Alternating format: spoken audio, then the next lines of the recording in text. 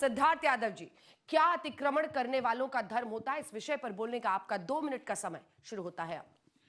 भारत माता की।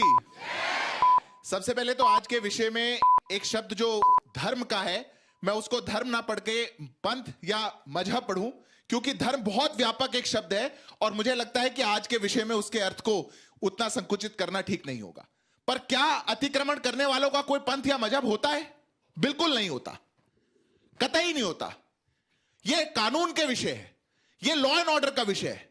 पर मजहब तो यह बताते हैं कहीं अतिक्रमण पर कोई कार्रवाई हो जाए तो उसको जाकर के गिनाना या उसको बताना कि यहां तो मस्जिद थी, यहां तो यह संप्रदाय विशेष रहता था, यह तो उनका इलाका था, यह तो उनका मोहल्ला था। यह मजहब बताने का काम करता कौन है? आज देश के अंदर चाहे फिर वो सीएए हो, चाहे फिर वो एनआरसी को लेकर के हो, चाहे शाहीन बाग हो, चाहे तुर्कमान गेट हो, चाहे बरेली हो, चाहे लखनऊ हो, चाहे संभल हो, आज चारों ओर एक ही मोडस ऑपरेंडी चलाई जाए कि अगर देश की अदालतें, देश की न्यायपालिका, देश का लोकतांत्रिक व्यवस्था अगर कोई फैसला ले ले और वो अगर एक संप्रदाय विशेष को पसंद में ना आए तो आप उसमें मजहब बीच में घुसा देते हैं और आप मजहब बता करके पत्थर फेंकने का काम करते हैं। आप मजहब की आड़ में खड़े होकर के अराजकता करने का काम करते हैं। आप मजहब की आड़ में खड़े होकर के दंगा फैलाने का काम करते हैं। ऐसा कैसे हो सकता है कि देश का एक सांसद, एक राष्ट्रीय पार्टी का सांसद, जहां पर कोर्ट के आदेश पर एक एनक्रोचमेंट ड्राइव चलाई जा रही हो, वहां पर जाकर के रात को 1 बजे खड़ा हो जाता है? ऐसा कैसे हो सकता है कि उमर खालिद से लेकर के शर्जील इमाम तक उनको बचाने वाले उत्तर से लेकर के दक्षिण तक एक स्वर में बोलने लग जाते हैं? ये जितने लोग हैं जो मजहब की आड़ में इस देश की न्यायपालिका को, लोकतांत्रिक व्यवस्था को, हमारे देश के लोकतंत्र को कमजोर करने का काम कर रहे हैं, मुझे लगता है कि गिरबान में झांक करके देखना चाहिए। निश्चित तौर पर एक समान कार्रवाई सबके लिए करी जाती है और हम लोग इस बात को तय करेंगे कि जो अतिक्रमण करेगा उसको इसका भुगतान करना समय समाप्त हुआ। जबरदस्त ओपनिंग बल्लेबाज ने भाई इधर से पारी बहुत अच्छी खेली। अब ओपनिंग बैट्समैन की बारी है कुलदीप कुमार जी की और इसी विषय पर बोलने का आपका 2 मिनट का समय अब शुरू होता है। देखिए अंजना जी, पहली बात तो ये कि ना तो अतिक्रमण का करने वालों को धर्म होता है, ना अपराध करने वालों को धर्म होता है। इस देश में जो अपराधी है, जो अतिक्रमण कर रहे हैं, उनको कोई धर्म नहीं है। लेकिन इस देश में एक ऐसी पार्टी है जिसका नाम भारतीय जनता पार्टी है, वो अतिक्रमण और अपराध दोनों को धार्मिक नजरिए देखने का काम करती है, धर्म में बांटने का काम करती है, क्योंकि उसको फायदा मिलता है। अगर हिंदू मुसलमान की लड़ाई होगी तो उसका बेनिफिट भाजपा को मिलेगा, अगर दलित पिछड़ों की लड़ाई होगी तो उसका बेनिफिट भाजपा को मिलेगा, और वो ये काम करने का काम करती है। हमारा बस एक सवाल है, आप ये बता दीजिए, आप अतिक्रमण की बात कर रहे हैं, जिस अतिक्रमण की आप बात कर रहे हैं वो अतिक्रमण पिछले 25 सालों से दिल्ली नगर निगम के अंदर भारतीय जनता पार्टी की सरकार थी, इनके संरक्षण में हुआ। ये उस समय पर कहां गए थे? ये उस समय सो रहे थे, भ्रष्टाचार का पैसा खा रहे थे, उस पैसे को खपा रहे थे। उन लोगों पे कार्रवाई कब होगी जिन्होंने पैसे लेकर अतिक्रमण करवाने का काम करने का काम किया? दूसरी बात यह आती है कि आखिर दिल्ली पुलिस, जब उनको हाई कोर्ट से ऑर्डर हुआ और हाई कोर्ट ने अगर समय दे रखा था लंबा, इतनी जल्दबाजी उन्होंने क्यों की? रात के अंधेरे में वो क्यों गए? क्योंकि पत्थरबाजी करने वाले लोग, मैं पूरी जिम्मेदारी से कह रहा हूं, इस देश में जहां भी पत्थरबाजी होती है वो पत्थरबाजी करवाने का काम भारतीय जनता पार्टी और उनके लोग, आरएसएस के लोग कराने का काम करते हैं, क्योंकि उन्हें उससे फायदा होता है। वो उसकी पहचान क्यों नहीं करते, उनको आइडेंटिफाई क्यों नहीं करते?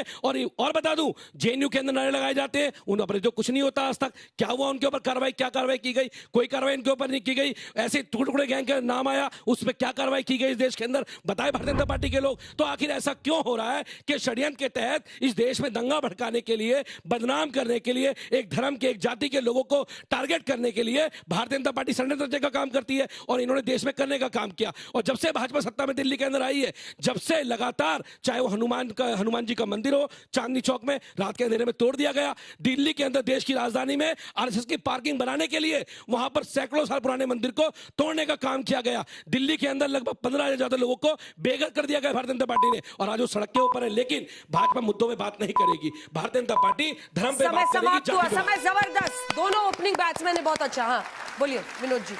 कुलदीप जी से मेरा एक सवाल है। अभी इन्होंने कहा कि भारतीय जनता पार्टी धर्म देख करके कार्रवाई करती है, हाँ।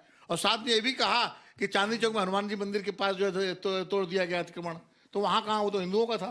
मंदिर के पास। मैंने ये तो कहा आपने कि क्यों कहा? भारतीय जनता पार्टी धर्म के चश्मे देखती है, वो बांटने की कोशिश करती है और भारतीय धर्म के जनता पार्टी चश्मे का से देखती है और सबको देख लेती है। वाह। नहीं नहीं, सबको कहाँ देख कमाल रही बात है, है। सबको नहीं देख रही अरे है, ये कहाँ से एंगल हुआ? सबको कहाँ देख रही है, खुद ही कुछ बताने लोगों को लगे। देख रही है, सबको नहीं देख रही है। हम धर्म के चश्मे से देखते हैं, भारतीय सबको जनता देखते हैं। पार्टी माजरा क्या है भाई? भारतीय वाह भाई जनता वाह। पार्टी क्या को उससे माजरा है? ढीला करके भारतीय हो रहा जनता है, पार्टी इसके को उससे लिए ताली फायदा बजाई होता जा रही है है इनके और वो लिए। देखने का काम नहीं कर रही है, उसको जहाँ फायदा अरे होता है झंडे वो वाला उसको मंदिर बनाने के की। बाहर भी अतिक्रमण हटाया गया। हाँ तो वहां भी बवाल हुआ, हाँ, कहाँ अरे भी इनके बवाल मन हुआ? में पर एक ही जगह बवाल हुआ। इनको चुनाव में फायदा उठाना अतिक्रमण होता है कहीं भी और जब हटेगा, फायदा इनके उठाना मन में होगा, मिर्ची जब एक ही धर्म जगह मुद्दा उठाना लगेगी। होगा, कोई- तो बात कोई खत्म सवाल हो आप जाएगी। लोगों के कोई सवाल?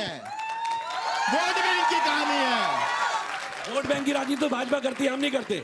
हम तो काम की राजनीति करते हैं, अच्छे शिक्षा स्वास्थ्य की राजनीति अच्छा करते ये हैं। रोज वाली वो डिबेट जाति नहीं, राजनीति आपस में भाजपा भिड़ना बंद कीजिए। बोलिए। मेरा ये क्वेश्चन है हाँ कि अतिक्रमण हटाना तो जो बहुत अच्छी बात है, अगर इलीगल कुछ स्ट्रक्चर है वो हटाना बहुत अच्छी बात है, पर उसको धर्म के आईने से देखना क्या अच्छी बात है?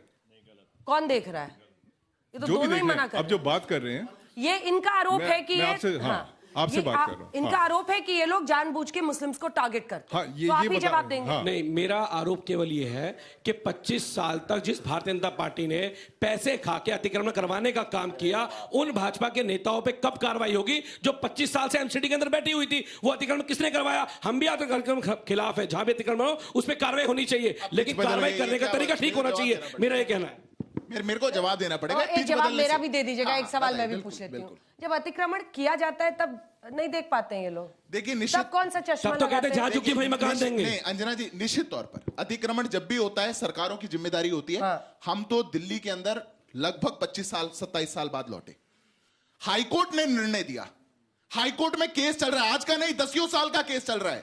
10 साल से हाईकोर्ट में केस चल रहा है और हाईकोर्ट ने कह दिया इस अतिक्रमण को हटाया जाए, और वहां पर एनसीडी अतिक्रमण को हटाने चली गई। 7 पुलिस वाले घायल हो गए, उसकी जिम्मेदारी कौन लेगा?